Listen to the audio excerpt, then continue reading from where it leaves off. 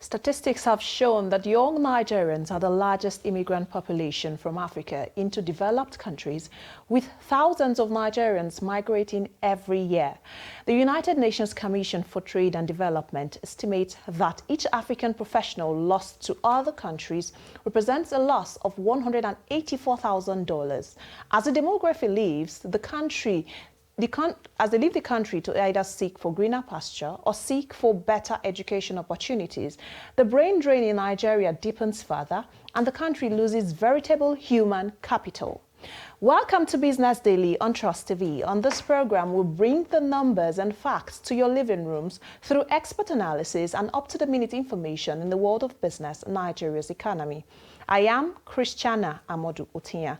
Thank you for joining in as always. On today's edition of the program, I will be joined by Dr. Chike Wangu. He is the Chief Executive Officer of NOI Polls. His organization has in the past carried out surveys on the issue of brain drain in Nigeria.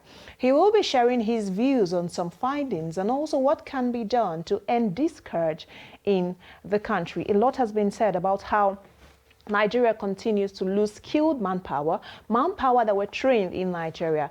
And Nigeria's greatest asset is also its human capital. If we continue to lose skilled professionals in the country, of course, the nation here will suffer the brunt. It is said that there are over 4,000 patients to one doctor in the country. And for the education sector, which has also suffered severe brain drain, it is said that there's one lecturer to 400 students, according to a survey conducted by a research institute. How can we ensure that this is nipped in the bud before it does further harm to the Nigerian economy? Because beyond just the scope of the general economy, there's also the country transitioning into a knowledge-based economy in Nigeria. And for that to happen, there is a cogent need for these professionals to remain in the country and add value to the nation's economy. I'll hold my fire here and take a short break. When I return, the program will continue and you get to meet my guest. Please stay.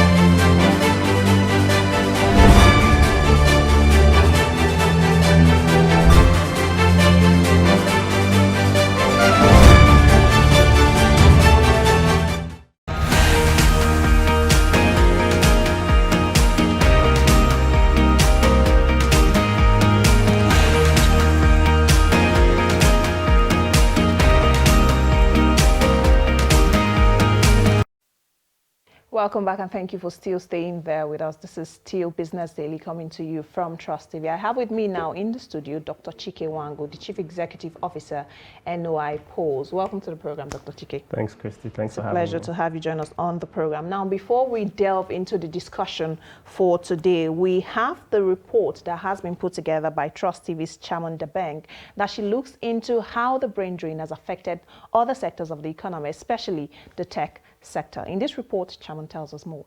Brain drain simply refers to the mass exodus of middle-class and highly skilled Nigerians to more developed countries. Of course, within Nigeria, this is not a new development, as it has been going on since the late 1980s and 1990s. The sectors mostly affected by the issue of brain drain were the education sector and also the health sector. But today we can see the brain drain issue extend its prongs to the tech sector, as it has evidently shown itself within the banking industry. I don't know the cause of it, you understand? So the last time I complained, so they were like kind of pleaded with me that they're having some issue with their network and whatever it is. Sometimes you do a transaction and they will tell you it's not successful, but not knowing that maybe you want to buy something. That one happened to me of recent. I wanted to buy something. I made a transfer to the person I'm buying it from. Said it was not successful, so I paid him in cash and left. Later, I discovered that I was debited. I've faced a few last week, then early this week, but now it's okay. I was having challenge trying to send money, trying to access my app, because most times I use my app. I was having challenge trying to use it, but now everything is sorted out and it's okay. Tech talents are now frequently leaving Nigerian shores for foreign companies in search of better incentives and competitive earnings. Nigeria currently outnumbers the rest of Africa in terms of the number of immigrants to nations like the UK, US, and Canada. Brain drain is often broken down based on different sectors like health, education, and tech. But today, the case seems to be quite different, as the high rate of inflation, unemployment, poor infrastructure, insecurity, and poor governmental structures have continued to push more Nigerians to seek greener pastures in more developed countries. We speak to Nigerians to find out if they had the chance to leave the country themselves, would they take it and why? Me, I know there is no place like home. Everybody knows that. Because even if I'm traveling out now, I leave this nation to another nation, I believe that I can never have the freedom that I'm having here right now. You understand?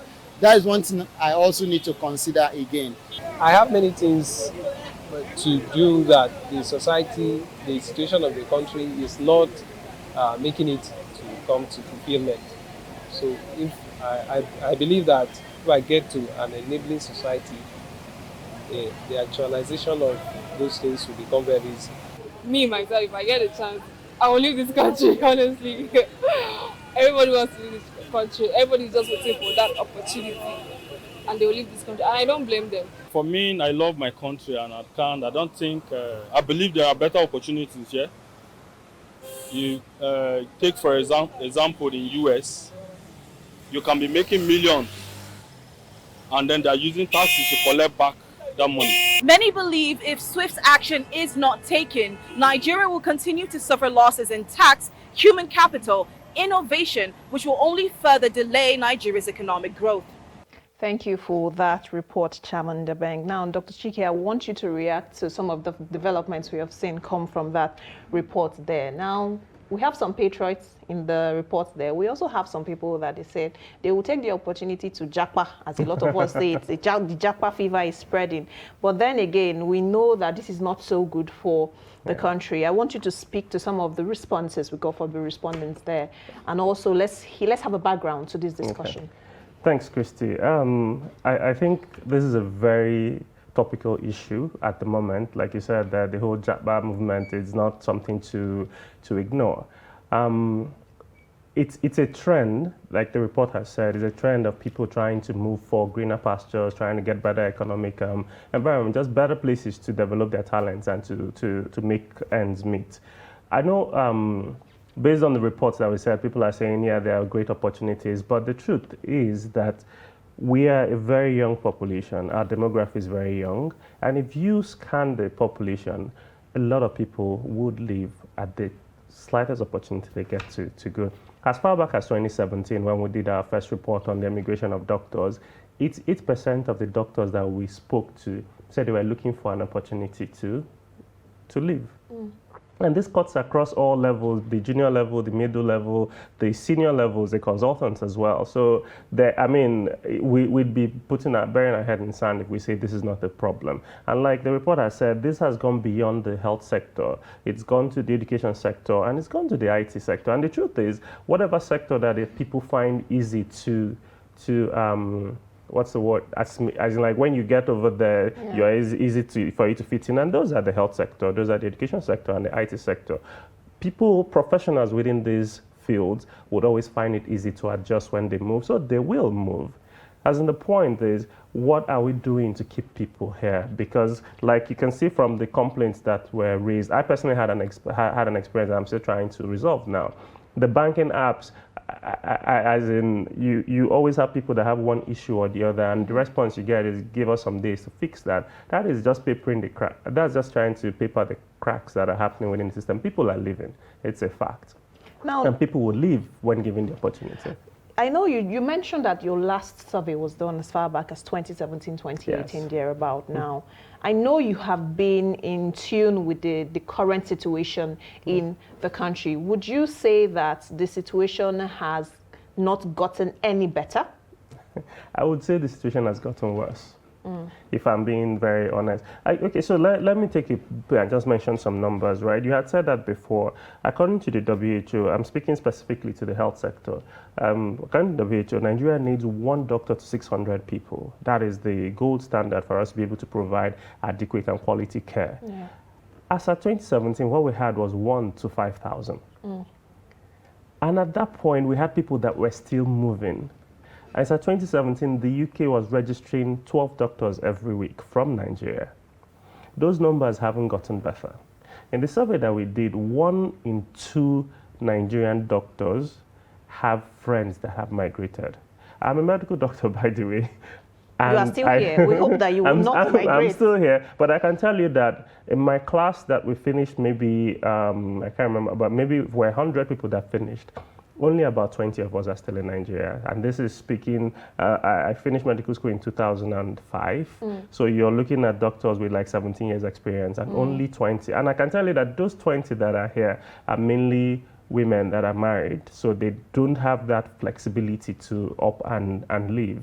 And it hasn't gotten better. During our time, people were migrating maybe 2-3 years after they finish, but now people are leaving immediately they're out of medical school. And that has extended to other sectors as well. What they call it, the issues still remain. When we asked in 2017, why would you want to, what are the issues that you want to leave? It was things around better salaries, and that encompassed there's high taxation, poor salaries, and low work satisfaction. That's kind of the whole thing. And we all know what contributes to work satisfaction. Is either you're getting paid well or you're enjoying what you're doing. So if you're not enjoying both of them, it doesn't make people want to continue along that same path. So, and there were a lot of things that were said, how can we stem the tide? But none of those things has materialized. Every day you wake up to Nigeria, either ASU is on strike or doctors on strike, things haven't really changed. So exactly what is it that we're doing to motivate young people to remain in Nigeria? Dr. Chike, I like the fact that you have given some kind of perspective to this discussion. Now, a lot of people will say, oh, this is business. Why are you talking about doctors? Why are you talking about health? But then again, to get a productive population, it is important that this population stay healthy. Because in as much as a lot of Nigerians push for the grind, a lot of them want to make ends meet, a lot of them want to ensure that they are able to go into the marketplaces and get foodstuff for their families. There's inflation on one hand. Doctors are not exempted for inflation.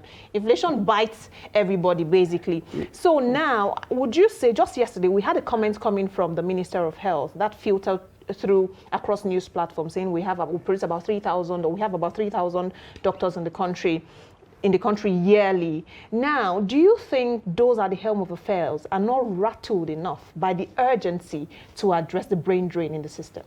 So they're not. They're absolutely not. He's saying that we produce 3,000. For us to meet the WHO standards, we need to be producing 10,600 doctors every year. Based on our population, we're a very large population. Based on our population, we need about 303,000 doctors now. So for us to be able to meet that quota, we need to be producing 10,600 doctors every year. So that we're producing 3,000 is good, but it's not making anything happen. As in like, I'd ask anybody to take a walk to rural settings, take a walk to other places. Don't focus what you think about the health sector based on what you see in maybe Abuja, Lagos, or cities. Go to the rural areas. Count how many doctors that you can see there. When you get to the rural areas, that's where you see people that are unqualified, that are manning and attending to patients. That is the stark reality that we have. We're nowhere near where we're going to be. Let's not fool ourselves, or let's not try to make it sound nice. It's not nice. It's not a healthy situation. And there was something that you mentioned that I mean, we hear this a lot. Please, health is wealth. If you're measuring the development indices of a country, it is measured by the mortality rates of under 5. Those are health indicators. If you're not improving your health status, your economy will not grow. It's a very direct link.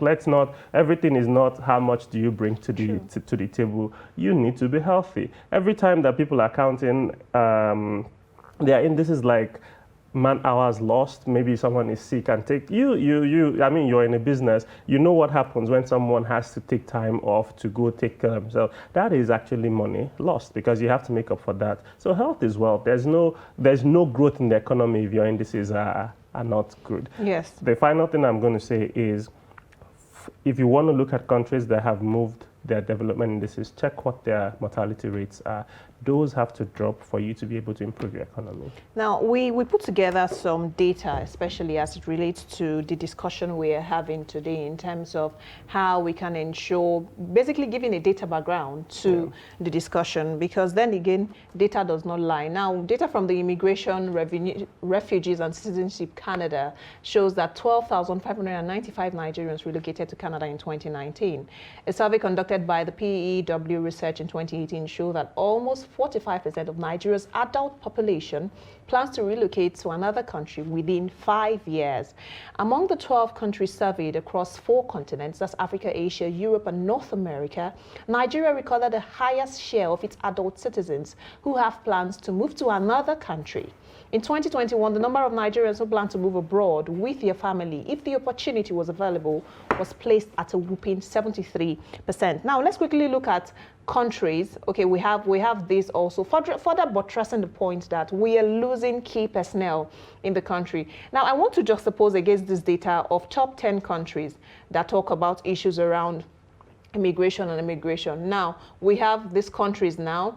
Many will say, and I want you to react to this, we don't have Nigeria on this list, top 10, but does this mean that probably it is Uhuru?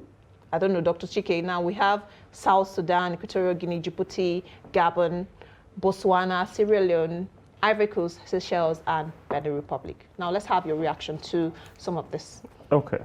I mean, first, when you do have numbers, you need to put a lot of context around it for you Yes. to be able to relate to it, right? So it's not just okay to look at the numbers and say, oh, we're not yet there. First of all, to start with, 2021 per 1,000 people is a huge number. But the other things that you need to ask yourself is what category of people are migrating?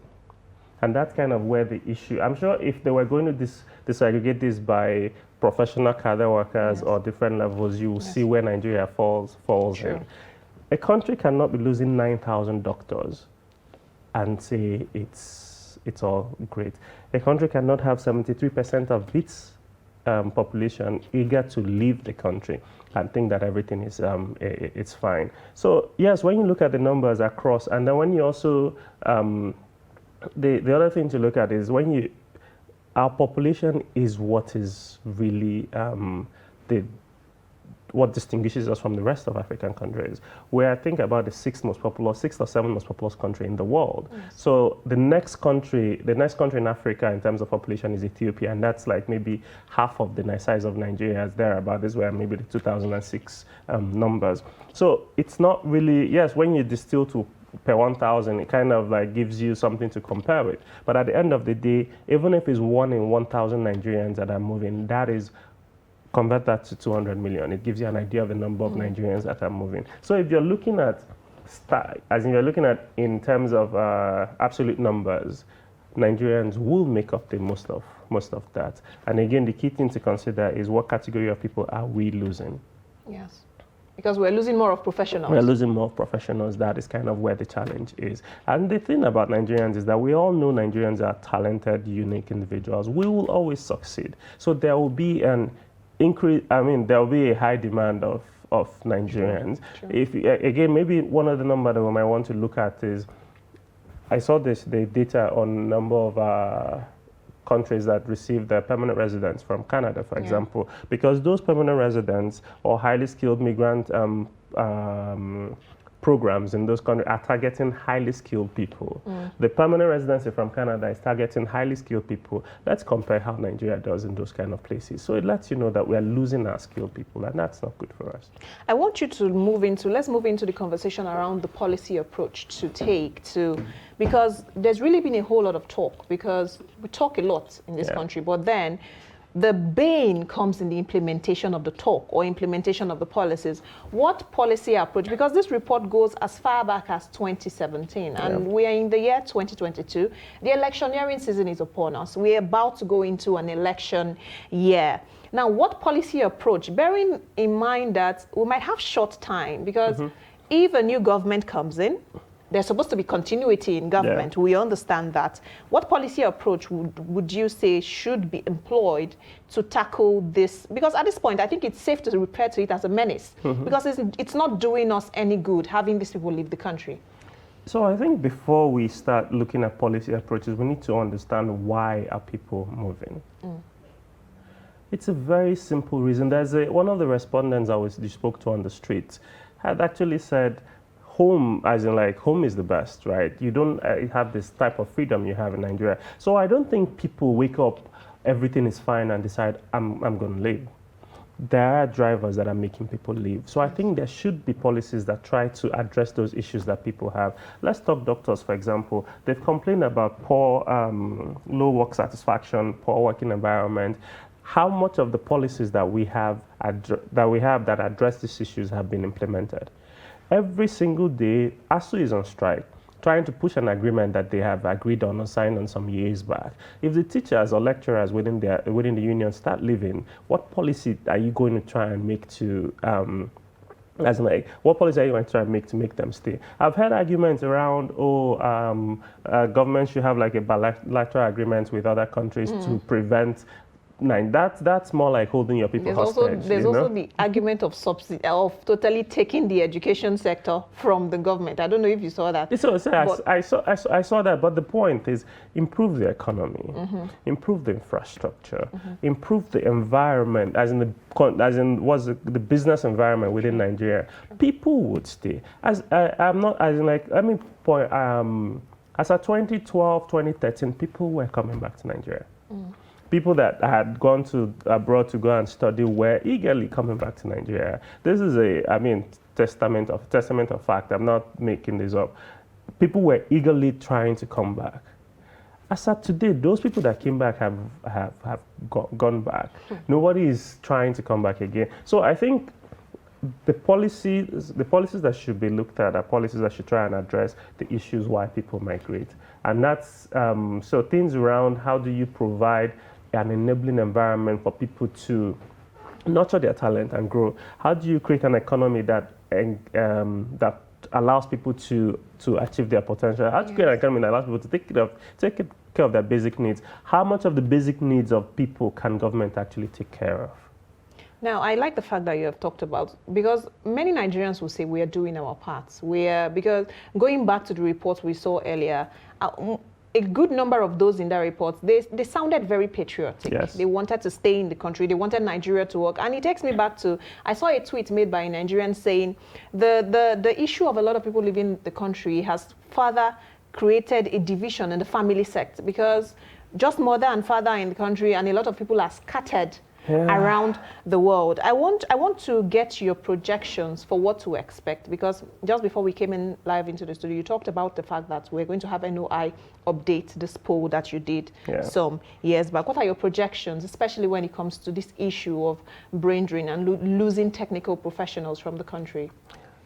Well, I do expect that the report that we're going to find is going to be worse than what we saw in 2017. I don't want to call you a prophet of doom at this point, Dr. GK, because it's your prophecy. A lot of us don't want to hear it. I mean, yes, we don't want to hear it, but you have to look at the numbers, look at what the context is, what is going on, and then you anticipate what kind of numbers that you get. I'd be pleasantly surprised if it wasn't, but I expect the numbers are going to get worse. And at this point in time, I don't think, because we don't, in updating this, we're not going to limit our reach to within the health sector alone. We're going to try and reach out to both the health sector, the education sector, and the IT sector, because that's the one that is new and is kind of it's more like people trying to, as in everyone knows somebody that has moved and has gotten something great. As in, so there's a lot of positive things from people that have moved, which is encouraging others to move. So we intend to look at those, and I don't think the numbers are going to be any better. Remember, what we're focusing on is legal migration. We haven't even started talking about illegal migration, which is also a problem in Nigeria. So I really don't think that the numbers are going to get better. But again, what we try to do when we do our numbers is not just focus on getting out the numbers. We want to really understand the reason why people are moving, what is motivating them, and then based from their own feedback, what do they think can be done to help reduce these menace? Maybe with that way, our policymakers can find things that they can work on that will encourage people to stay back. Okay, so Dr. Chige, in 30 seconds, because we are out of time, is there a silver lining in the conversation of migration? 30 seconds. Yes. there is always a silver lining in everything. Like I said, as far back as 2012, 2013, there were a lot of people trying to come back to Nigeria because the economy was maybe conducive.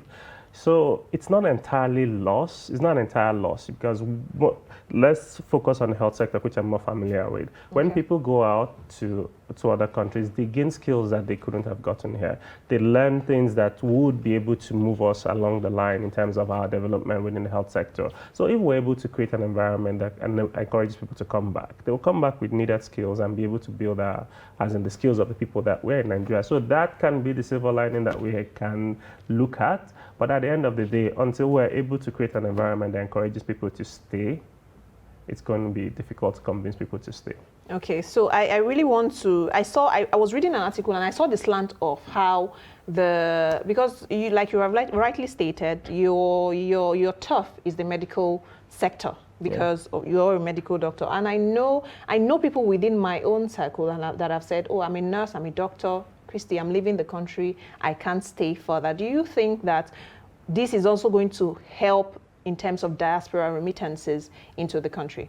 Yeah, absolutely, yes. I mean, thank you for bringing that up. A lot of things that people point out during when we do look at as in source of revenue for the country is diaspora remittance. Yes, because when people go out, it's expected that they get better economically and they're able to send money back to their families. So yes, but at the same time, they might get to a point when there is nobody to send money back to. And then what do we do at that? But yes, that's thank you so much. I have been speaking with Dr. Chike Wango. He is the CEO of NOI Polls, a survey institution. Of course, we expect that update and we expect you to transmit that to us and probably have you around to speak to some of the updates on the report whenever it's ready. Absolutely. Thank you also for investing your time with us on the program today. Don't forget you can catch up on all the programs on Trust TV, on our social media platforms, on Facebook, on Instagram, on YouTube. The program is also being live streamed. All the programs are being live streamed, so you're not going to miss out on any up-to-the-minute information on Nigeria's socio-economic development and also updates that are making the rounds in the news. Remember, sometimes the grass can be greener on the other side, but how about we apply more manure and fertilizer to the grass here in Nigeria to make it very green for Nigerians to stay back and invest in the nation's development. A nation cannot really develop beyond the